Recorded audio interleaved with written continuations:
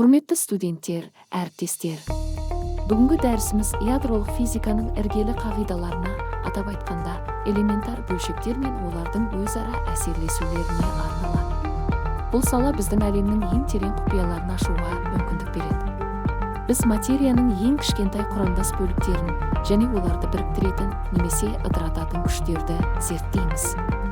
Бұл біздің ғаламның қалай жұмыс істейтінін, жұлдыздардың қалай жанатынын және материяның қалай пайда болғанын түсіну үшін өте маңызды. Бұл білім біздің технологиялық дамуымыздың негізі болып табылады және болашақ зерттеулерге жол ашады. Бүгінгі дәрісіміздің жоспары келесідей. Алдымен біз элементар бөлшектер мен стандартты модельге шолу жасаймыз. Содан кейін өзара әсерлесулерді тасымалдайтын бөлшектер, бозондар туралы сөз қозғаймыз.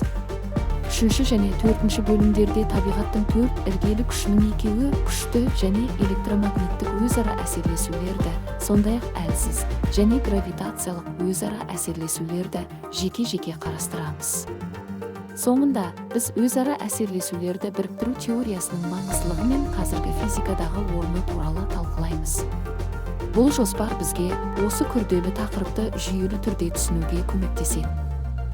Элементар бөлшектер бұл ішкі құрылымы жоқ, яғни одан әрі бөлінбейтін ең кішкентай бөлшектер. Олар біздің әлемнің барлық материясының негізін құрайды және стандартты модель арқылы сипатталады. Стандартты модельге сәйкес барлық материя 12 фермионнан тұрады. Оның атауы кварктар. Жоғарғы. Бұл бөлшектер біздің ғаламдағы барлық заттардың құрылыс блоктары болып табылады және олардың қасиеттерін түсіну физиканың негізгі міндеттерінің бірі.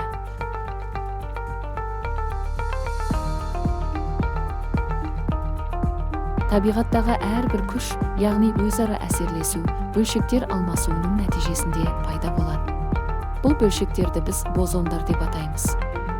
Олар өзара әсерлесулерді тасымалдайды. Мысалы, күшті өзара әсерлесуді глюондар тасымалдайды. Электромагниттік өзара әсерлесуді фотондар жүзеге асырады. Әлсіз өзара әсерлесу және бозондары арқылы беріледі. Ал гравитациялық өзара әсерлесудің гипотетикалық тасымалдаушысы гравитон. Бұл бозондардың әрқайсысының өзіндік қасиеттері мен рөлі бар. Олар табиғаттың төрт іргелі күшін сипаттайды. Күшті өзара әсерлесу табиғаттағы ең қуатты күш. Ол кварктарды біріктіріп, протондар мен нейтрондар сияқты адрондарды құрайды. Сондай-ақ атом ядросының ыдырауын болдырмай, оны тұрақты ұстап тұрады.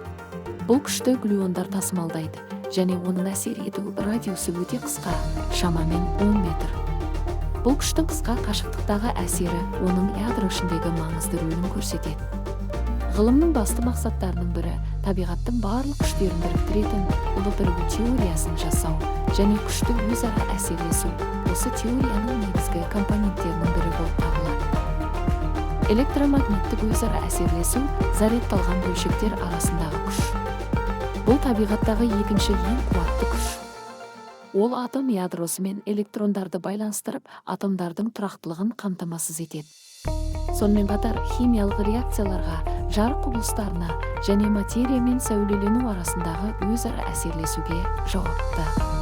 Бұл күштің тасымалдаушысы фотон және оның әсер ету радиусы шексіз.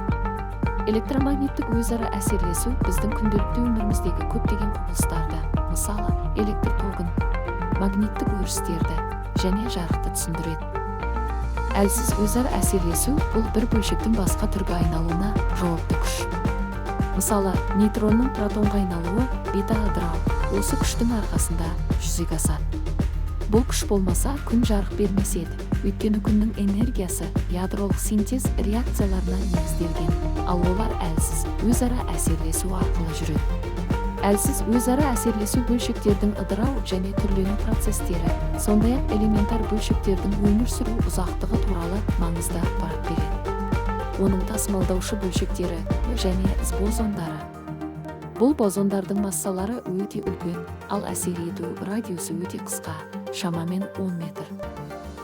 Гравитациялық өзара әсерлесу бұл массасы бар барлық нысандар арасындағы әмбебап тартылыс күші. Оның тасымалдаушы бөлшегі ретінде гравитон ұсынылған, бірақ ол әлі эксперименттік түрде табылған жоқ. Гравитацияның әсер ету радиусы шексіз. Микро деңгейде оның күші өте мардымсыз болғанымен, ғарыштық масштабта, яғни планеталар, жұлдыздар және галактикалар арасындағы өзара әсерлесуде ол басым рөл атқарады. Гравитация біздің ғаламның ірі масштабты құрылымын анықтайды және оның эволюциясына әсер етеді. Табиғаттағы 4 іргелі өзара әсерлесу күшті, электромагниттік, әлсіз және гравитациялық күштер. Әрқайсысының өзіндік тасымалдаушы бөлшектері, салыстырмалы күші және әсер ету радиусы бар. Күшті өзара әсерлесу глюондар арқылы беріледі, ең қуаттысы және радиусы өте қысқа. Электромагниттік өзара әсерлесу фотондар арқылы жүзеге асады, күші жағынан екінші және радиусы шексіз. Әлсіз өзара әсерлесу және бозондары арқылы беріледі, күші әлсіз және радиусы өте қысқа.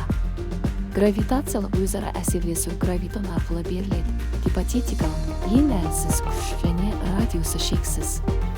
Бұл 4 күш біздің ғаламның барлық құбылыстарын басқарады. Қорытындылай келе, біздің әлем 4 іргелі күштің күшті, электромагниттік, әлсіз және гравитациялық өзара әсерлесулердің тепе-теңдігі арқылы өмір сүреді. Бұл күштердің әрқайсысының өзіндік рөлі мен маңызы бар.